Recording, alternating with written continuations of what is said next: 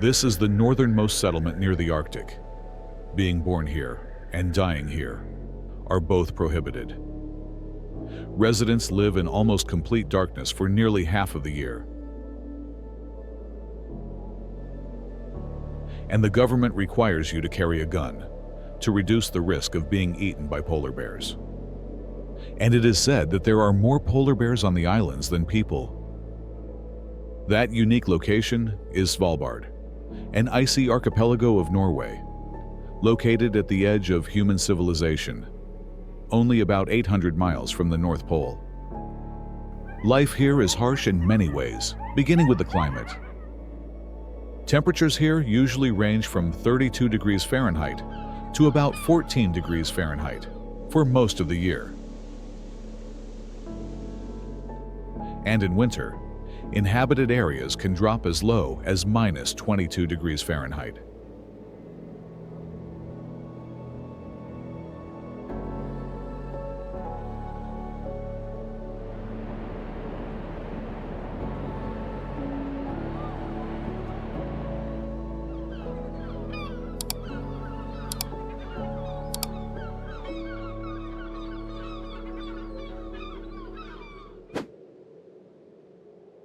Now, let's enter the main settlement.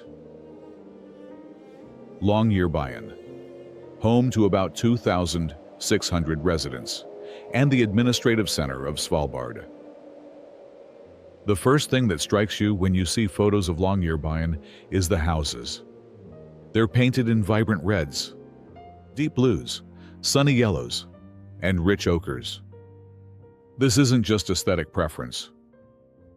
The local council actually mandates this color palette, and the reason is psychological survival. During the 4 months of polar night, residents face what locals call darkness sickness. This is a severe form of seasonal affective disorder where the complete absence of sunlight triggers depression, lethargy, and a sense of hopelessness. The colorful houses serve as visual anchors, providing contrast against the monochromatic white and gray landscape, painted to keep people sane. But the engineering of Longyearbyen is even more fascinating than its appearance. Every single building in town is elevated on steel or wooden stilts, raised several feet off the ground. This isn't to protect against flooding. It's because of the permafrost. The ground here is frozen solid to depths of several hundred feet, and it's been that way for thousands of years. If you built a heated structure directly on this frozen ground, the warmth from the building would melt the ice beneath it, causing the structure to sink and collapse. This same principle applies to the town's entire utility infrastructure. When you walk through Longyearbyen, you'll see a vast network of insulated, silver-jacketed pipes running above ground throughout the entire town. These pipes carry water, sewage, and district heating. There's one more crucial detail about Longyearbyen's infrastructure. The town is built in a valley surrounded by mountains, and these mountains pose a constant avalanche threat. In recent years, as climate change has increased the frequency of extreme weather events, several devastating avalanches have struck residential areas. In response, the Norwegian government has constructed massive snow barriers and relocated some housing developments to safer zones.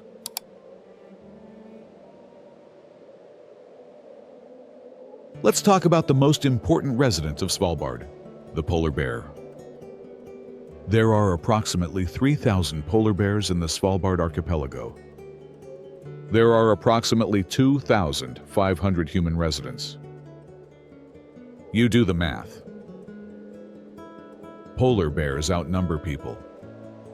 And this single fact shapes daily life in ways that are hard to comprehend if you've never lived here. By law, anyone traveling outside the designated safe zones of Longyearbyen must carry a firearm for self-defense. The standard weapon is a high-caliber rifle, typically a .30-06 powerful enough to stop a charging polar bear. But here's the critical part that many people misunderstand. The firearm is the absolute last resort. When a polar bear approaches, you fire a flare to create noise and light, which usually scares the animal away. Polar bears are curious and opportunistic, but they're not naturally aggressive toward humans unless they're starving or feel threatened.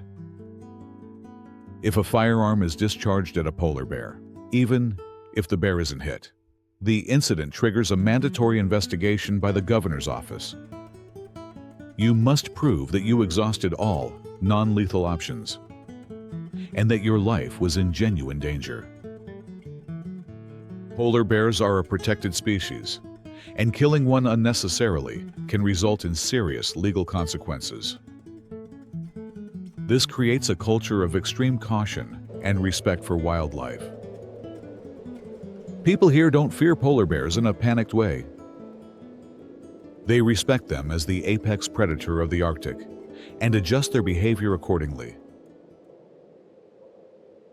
Now we arrive at one of Svalbard's most famous and misunderstood laws. It is effectively illegal to die here. In the 1950s, the local cemetery in Longyearbyen stopped accepting new burials. The reason? Bodies weren't decomposing.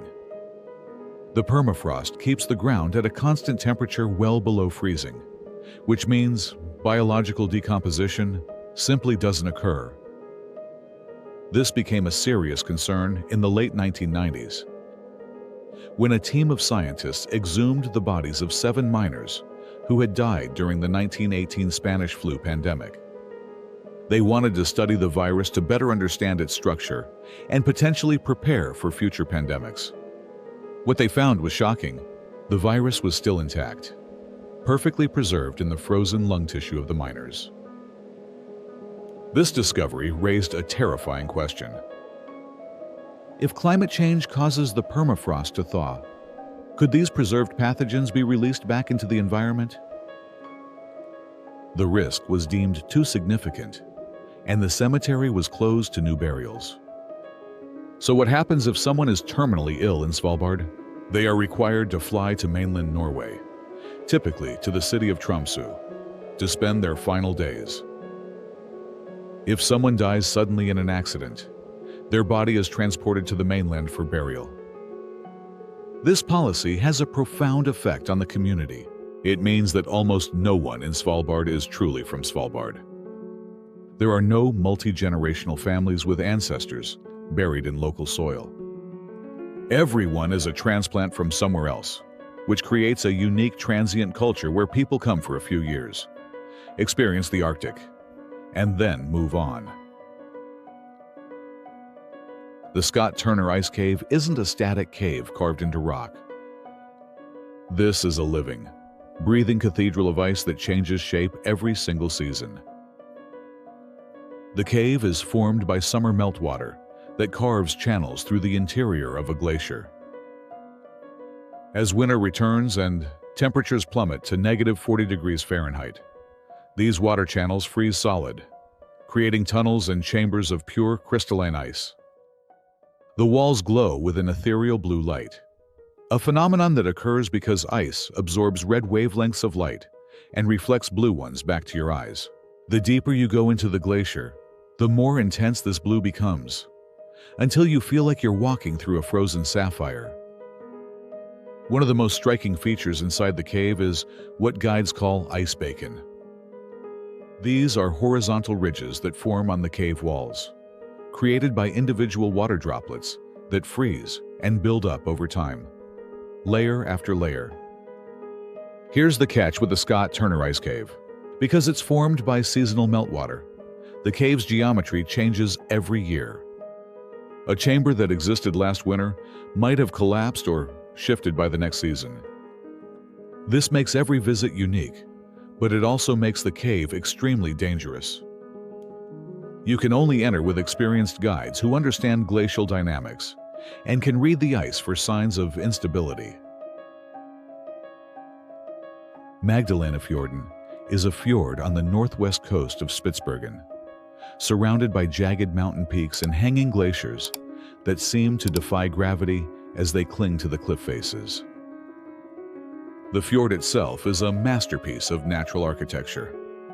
The water is often mirror calm, reflecting the surrounding mountains and creating a perfect symmetry that makes it difficult to tell where reality ends and reflection begins. But Magdalenefjorden isn't just beautiful, it's a graveyard. On the beach at Gravneset, you'll find 130 graves of Dutch and English whalers who died here in the 17th and 18th centuries. These men came to Svalbard during the height of the whaling boom, when the Arctic waters were thick with bowhead whales. The whalers would hunt the whales, drag them to shore, and process them using massive blubber ovens.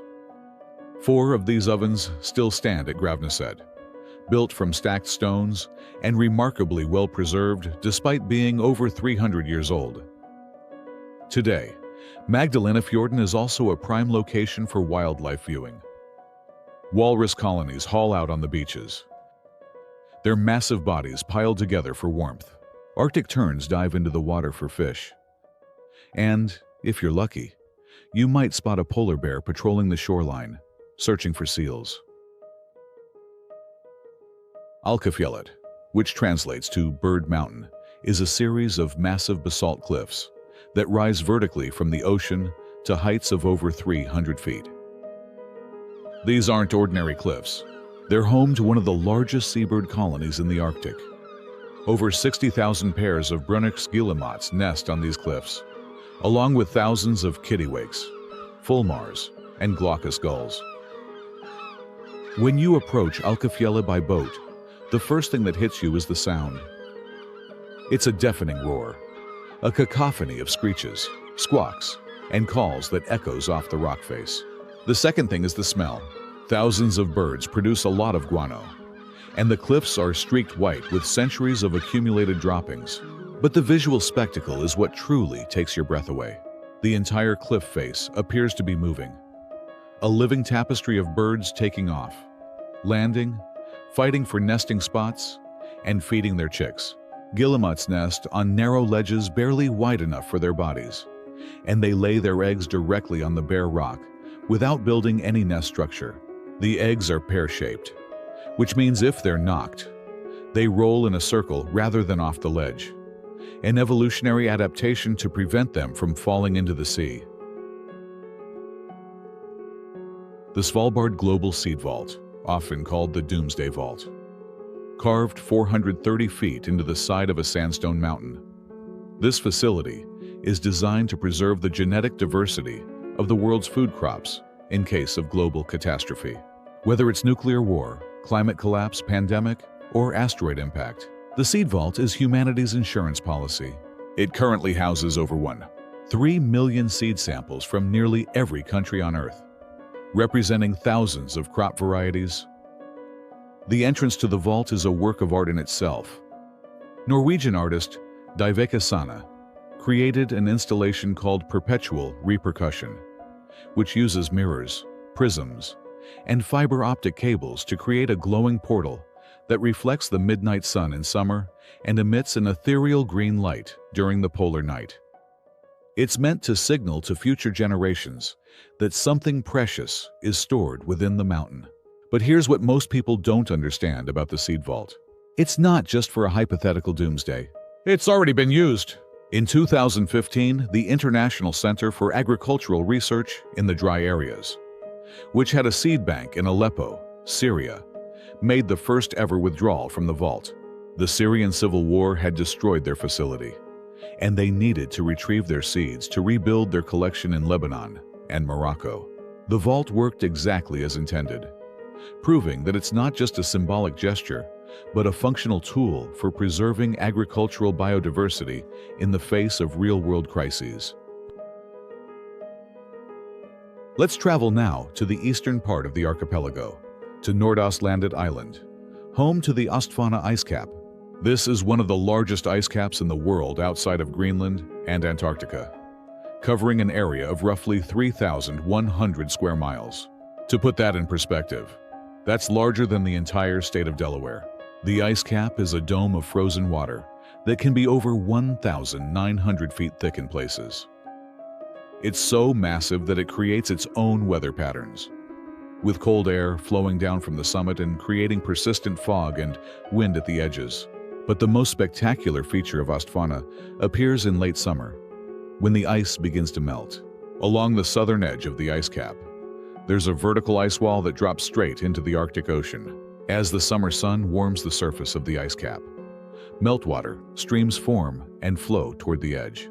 When these streams reach the ice wall, they plunge over the edge, creating massive waterfalls of glacial meltwater that pour directly into the sea. The scale is difficult to comprehend until you see it in person. These aren't small trickles. These are roaring torrents of water, some of them over 100 feet wide, cascading down a wall of blue ice into the dark ocean below. The sound is thunderous, and the mist created by the falling water often generates rainbows that arc across the ice wall. It's a reminder of the sheer power and volume of fresh water locked up in the Arctic ice caps, and what might happen if climate change accelerates their melting.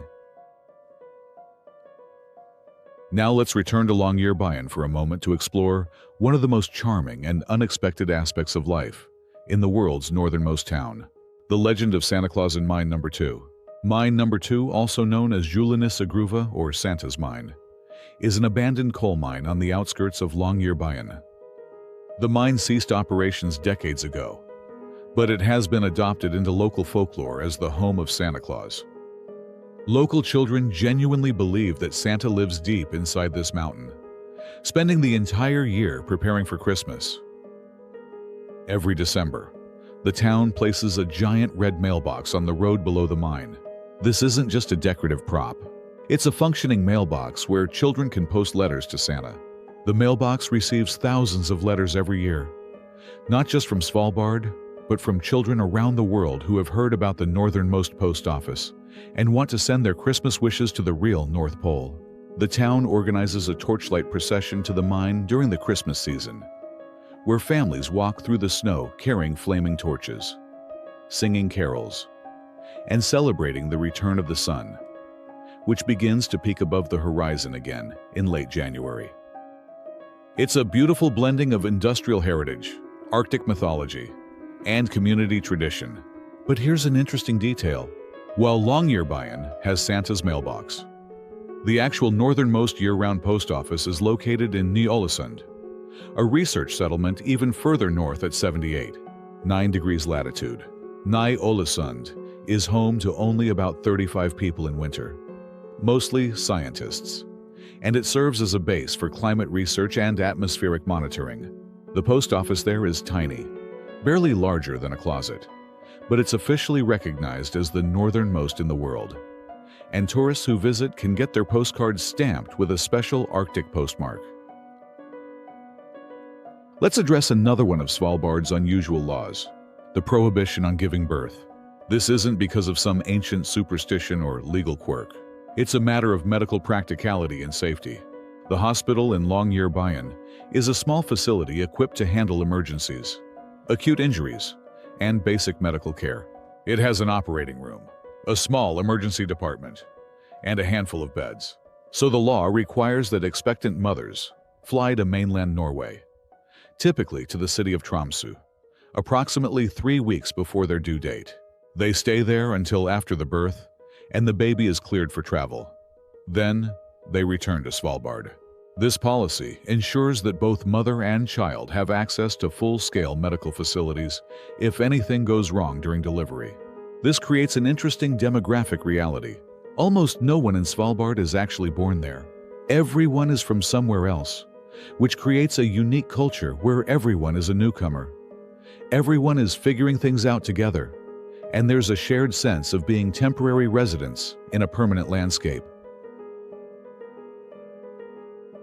Taco Friday, or Taco Fredag in Norwegian, is a nationwide phenomenon in Norway, where roughly 13% of the entire population eats tacos every Friday night.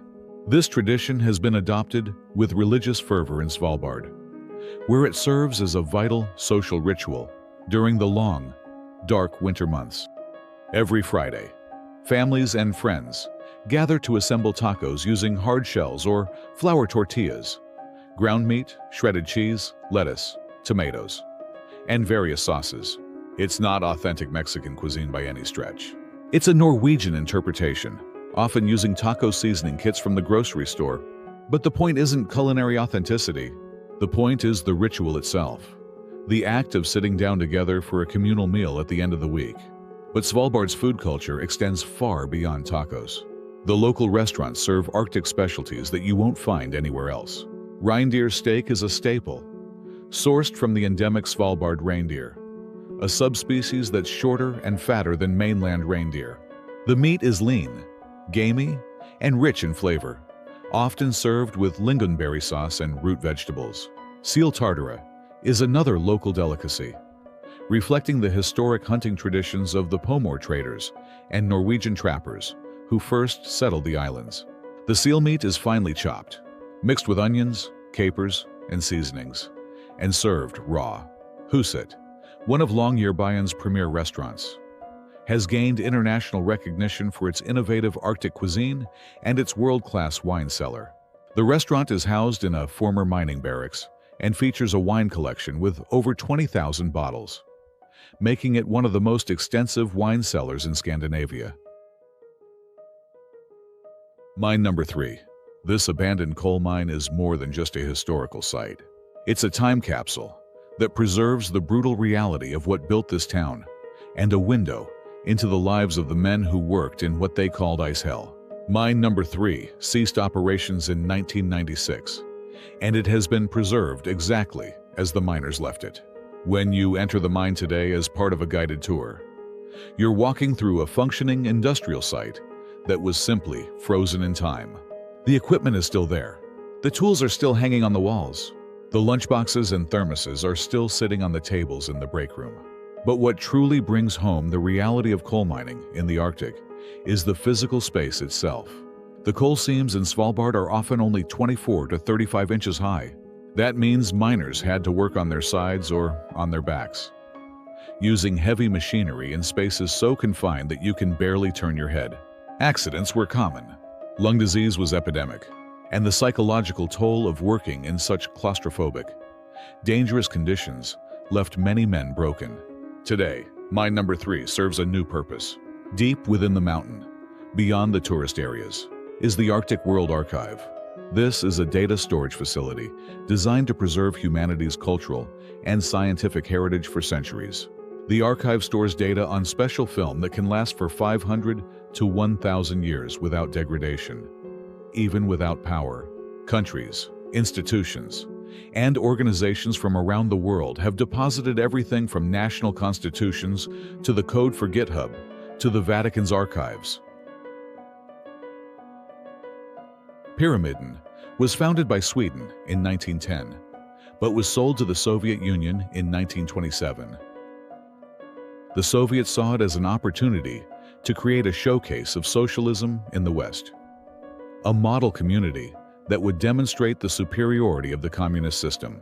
At its peak, in the 1980s, Pyramiden housed over 1,000 people and featured amenities that were superior to many cities inside the Soviet Union itself. The centerpiece of the town is the Palace of Culture, a grand building that contained a theater with velvet seats, a library with thousands of books, a gymnasium, and even a heated indoor swimming pool. The walls are decorated with elaborate mosaics depicting idealized Arctic landscapes and heroic workers. The crown jewel of the palace is the Red October grand piano, the world's northernmost piano, which still sits in the concert hall. Its keys yellowed with age but still functional. The town had a canteen that served free meals 24 hours a day, a luxury unheard of in most of the Soviet Union. There was a farm with cows, pigs, and chickens, and greenhouses that used imported Ukrainian soil to grow tomatoes, cucumbers, and other vegetables in the middle of the Arctic. The Soviets even built a heated outdoor sports complex where residents could play basketball and volleyball despite the freezing temperatures. But the most iconic symbol of Pyramiden is the bust of Lenin that stands in the central square. This is the world's northernmost Lenin statue, and it gazes out toward the Nordenskjöld Glacier with an expression of determined optimism that now seems tragically ironic. The town was abandoned suddenly in 1998, following the collapse of the Soviet Union and a devastating plane crash that killed many of the community's workers and their families. The evacuation was so hasty that residents left behind their personal belongings. If you peer through the windows of the abandoned buildings today, you can see furniture, clothing, children's toys, and even classroom supplies still sitting where they were left over 25 years ago. The most unsettling building is the Crazy House, the nickname for the family dormitory. It was called Crazy because of the constant noise and energy of children playing during the long winters. Now it stands silent, its windows broken, its hallways empty. Gulls have taken over the building, nesting on the windowsills and filling the air with their cries, creating what visitors describe as a Hitchcockian atmosphere. Today, Pyramiden is inhabited by a skeleton crew of about 5 Russian staff who maintain the buildings and run a small hotel for the handful of tourists who make the journey. Svalbard reindeer. The Svalbard reindeer is a distinct subspecies found nowhere else on Earth, and it's a perfect example of evolutionary adaptation to the Arctic. These reindeer are noticeably different from their mainland cousins. They're shorter, with legs that are proportionally smaller relative to their body size. They're also significantly fatter, especially going into winter, when they can look almost spherical. This body shape isn't accidental. It's a deliberate evolutionary strategy to minimize surface area and maximize heat retention. In the Arctic, heat loss is the primary threat to survival. The smaller your surface area relative to your volume, the less heat you lose to the environment. So Svalbard reindeer have evolved to look like mobile balls of fur, with thick coats that can be up to 4 inches deep. Their diet is also uniquely adapted to Svalbard. Unlike mainland reindeer, which can migrate to find food, Svalbard reindeer are trapped on islands. They've learned to dig through snow to find vegetation, and they can survive on a diet of mosses, lichens, and dried grasses that would be insufficient for larger reindeer. They've also developed the ability to slow their metabolism during the winter, essentially hibernating while still awake, to conserve energy when food is scarce. You'll often see these reindeer wandering through Longyearbyen itself, completely unbothered by human presence. They'll graze on the sparse vegetation near the airport or rest in the middle of the road, forcing cars to stop and wait for them to move. Carlsberger Pub, known locally as one of the world's northernmost bars and a living museum of Svalbard's mining heritage. The interior of Carlsberger is decorated entirely with repurposed mining equipment and memorabilia. The walls are covered with old photographs of miners, vintage tools, and portraits of the men who built Longyearbyen. The bar itself is constructed from heavy timber and metal, giving it the feel of a mining barracks. But what really sets Carlsberger apart is its collection of spirits. The pub boasts one of Europe's largest collections of whiskey and cognac, with over 1,000 different bottles lining the shelves behind the bar. You can find rare Scottish single malts, Irish whiskies, Japanese whiskies, and cognacs that date back decades. The collection has been built up over years by the pub's owners, who source bottles from auctions and private collections around the world. But Carlsberger isn't just about the alcohol. It's about the culture of the pub itself. This is where miners would come after their shifts to decompress, to share stories, to complain about the cold and the darkness, and to build the camaraderie that made life in the Arctic bearable. That tradition continues today. Locals gather here to escape the isolation of their homes, to connect with other residents, and to maintain their mental health during the polar night. Let's venture out of town again to explore Adventdalen, a wide glacial valley that stretches inland from Longyearbyen. This valley is home to one of the Arctic's most unusual geological features, pingos. Pingos are conical mounds of earth-covered ice that can grow to heights of 15 to 30 feet or more. They're formed when groundwater under pressure freezes beneath the permafrost, pushing the soil upward like a giant pimple. The pingos in Adventdalen are particularly well-developed and accessible. You can hike right up to them and see the cracks forming in their surfaces as the ice beneath continues to expand. Some pingos eventually burst, creating craters that fill with water, and become small ponds. Others remain stable for decades, slowly growing taller as more ice accumulates beneath them. Did you know that Svalbard is a truly international melting pot, with more than 50 nationalities represented, in a population of only 500 people? This diversity is a direct result of the 1920 Svalbard Treaty, which allows citizens of signatory nations to live and work in the archipelago without a visa, indefinitely, as long as they can support themselves financially. There's a significant Thai population in Longyearbyen, for example, many of whom originally came to work in the service industry, in hotels and restaurants. Over time, some have brought their families, opened their own businesses, and become permanent fixtures of the community. There are Russians working in the mines and research stations. There are Germans, French, and Italians working at the university. There are Americans and Canadians in the tourism industry. And of course, there are Norwegians in administrative and government roles. Now, let's explore one of the most visually stunning glaciers in Svalbard, Esmarkbreen, named after the Norwegian geologist Jens Esmark. This glacier is approximately 9 miles long and flows from the mountains down into Immerbukta Bay, where it terminates in a massive ice wall that calves icebergs directly into the sea. What makes Esmarkbreen particularly striking is the color of the ice. While most glaciers appear white or pale blue, Esmarkbreen often displays a vivid emerald green hue, especially where the ice meets the seawater.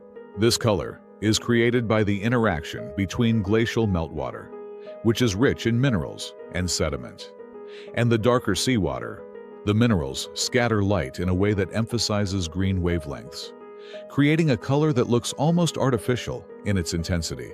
The glacier is also a prime location for observing the process of calving, where chunks of ice break off from the glacier face and crash into the water below. This process is driven by the glacier's movement and by the warming of the ice as it reaches sea level. When a large section calves, it creates a thunderous boom that echoes across the fjord, followed by a massive splash and waves that can rock boats hundreds of feet away. Svalbard Church, the world's northernmost church, located in the heart of Longyearbyen. The church is a simple wooden structure, painted white with a red roof, designed in a traditional Norwegian style. But what makes it special isn't its architecture.